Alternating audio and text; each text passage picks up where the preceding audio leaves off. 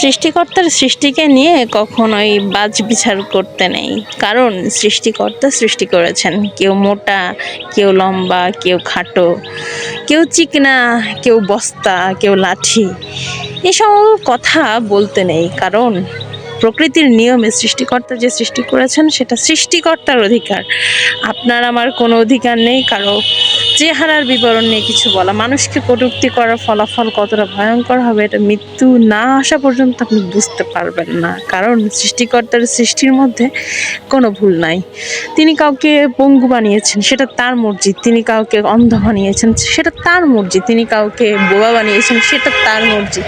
তার সৃষ্টির মধ্যে কোনো ভুল নেই। আপনি যদি ভুল করে তার সৃষ্টিকে ভুল ধরেন, ভুল বলেন, সেই উত্তরটা আপনি মৃত্যুর পরে পাবেন এবং দুনিয়াতেও পেয়ে যাবেন। তাই আল্লাহর সৃষ্টিকে নিয়ে কটূক্তি না করে নিজেকে শুধরান, নিজের মনটাকে কুরুচিতপূর্ণ না করে সঠিক করুন। ধন্যবাদ।